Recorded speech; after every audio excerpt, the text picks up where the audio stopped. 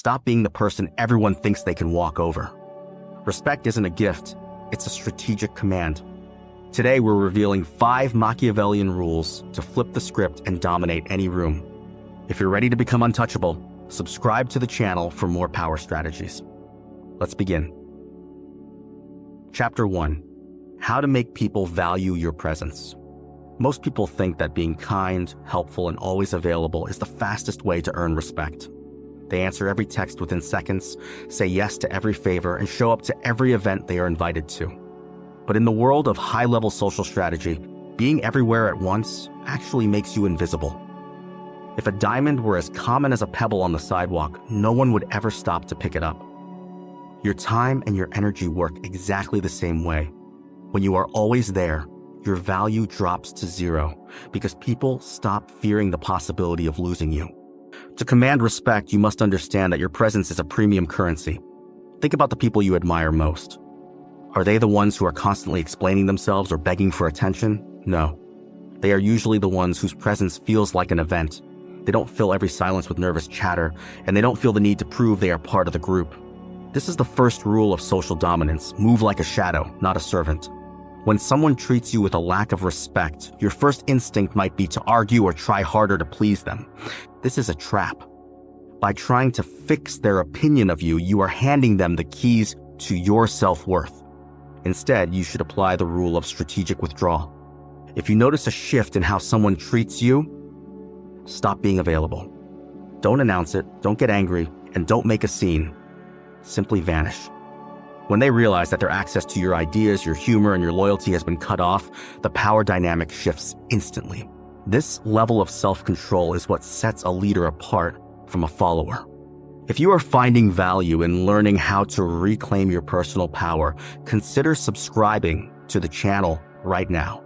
Joining this community ensures you never miss a lesson on how to navigate these complex social waters with total confidence. By pulling back, you force the other person to confront the vacuum you left behind. They begin to wonder why you aren't chasing them. They start to question if they made a mistake. Most importantly, they realize that you are a person who is perfectly comfortable standing alone. This makes you dangerous, because a person who doesn't need anyone is a person who cannot be controlled. Chapter 2. Using silence as a power move. Control is the ultimate currency of power. When someone disrespects you, they are essentially throwing a hook into the water, hoping you will bite.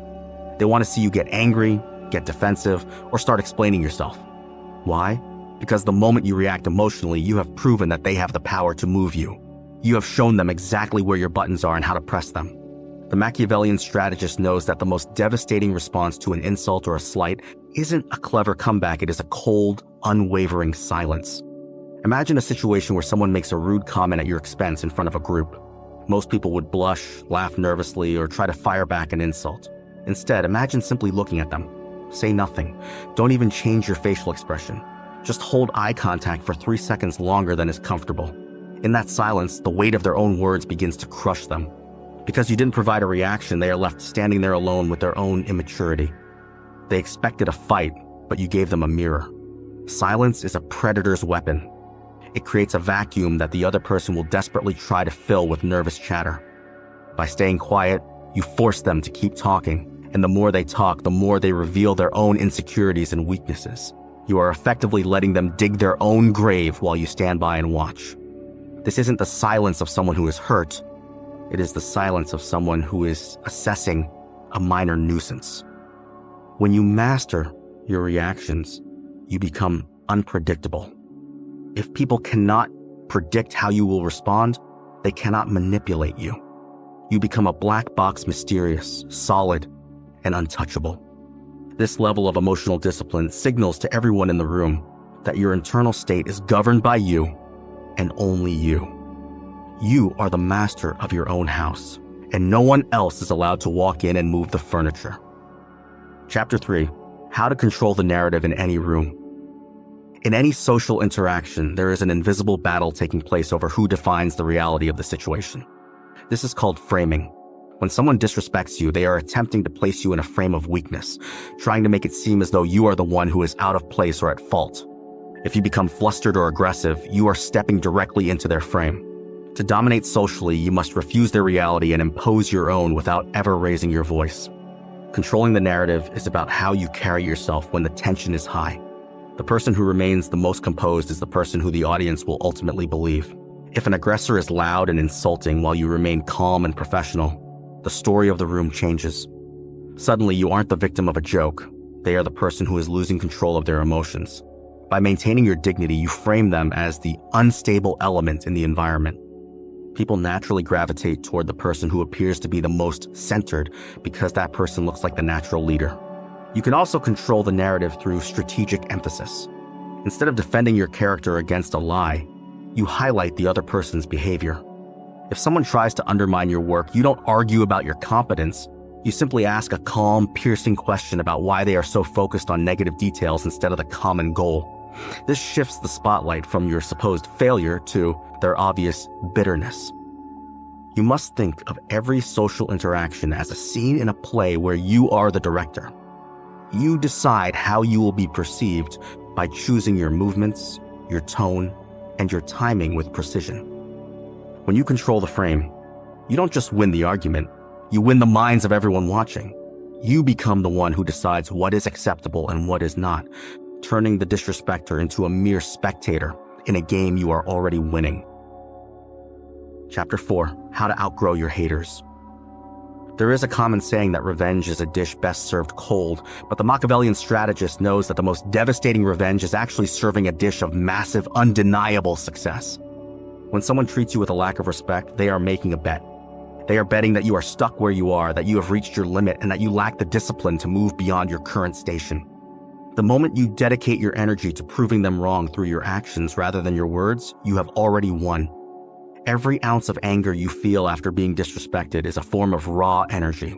Most people waste this energy by complaining to friends, replaying the argument in their heads, or plotting petty ways to get back at the person. This is a mistake because it keeps you tethered to that person. It keeps you on their level. To truly dominate, you must take that fire and use it as fuel for your own evolution. While they are busy talking about you, you should be busy building something: a better physique, a more profitable business, a deeper level of knowledge, or a higher social circle. The goal is to reach a level of elevation where the person who disrespected you is no longer even in your line of sight. Imagine a mountain climber looking down at an ant on the ground. The ant might be screaming insults, but the climber is too high up to hear them, and the distance is too great for the ant to ever bridge. This is the ultimate power move. When you rise high enough, your success becomes a constant, silent reminder of their poor judgment. By focusing entirely on your growth, you effectively erase them from your world. You don't need to tell them they were wrong. Your new life will tell them every single day. Your name will be mentioned in rooms they cannot enter, and your achievements will be visible in spaces they cannot reach. This is the coldest revenge of all, becoming so great that you genuinely forget they ever existed. Chapter 5. Mastering Emotional Indifference. The final and most powerful step in social dominance is not about how you fight others, but how you master yourself. Most people are like puppets. Their strings are held by the opinions, insults, and praise of the people around them. If someone says something mean, the puppet feels sad. If someone ignores them, the puppet feels small. To become truly untouchable, you must cut those strings forever. This is the state of total indifference. It is the peak of the mountain where you realize that other people's lack of respect is a reflection of their own internal chaos, not a commentary on your value. Indifference is far more powerful than anger. Anger is an emotional investment. When you are angry at someone, you are telling them that they are important enough to affect your mood and disrupt your peace. You are still giving them your energy. But when you are indifferent, you treat their disrespect as if it were nothing more than a gust of wind or a barking dog. You acknowledge that it happened, but you don't allow it to enter your mind or change your heart. You remain completely unmoved because your sense of self is built on a foundation that no outsider can reach. When you reach this level, you gain a quiet, magnetic authority. People can sense that you don't need their approval to feel whole. This makes you incredibly dangerous to those who try to manipulate others through guilt or shame, because those weapons simply bounce off you. You move through the world with a sense of self-sovereignty that is rare and intimidating. You aren't pretending to be unbothered, you genuinely are unbothered. By sourcing your worth entirely from your own standards and your own vision, you become a force of nature. disrespectful people will try to bait you, they will try to test you, and they will try to pull you back down into the mud. But when they see that their best efforts result in nothing but a calm, empty stare, they will realize they have lost. You have won the ultimate game because you are no longer playing by their rules. You are free, you are complete, and you are finally untouchable. True power is knowing when to move and when to stay still. Now that you hold the keys to social dominance, the choice is yours. If these Machiavellian strategies resonated with you, ensure you subscribe to the channel so you never miss a blueprint for self-mastery.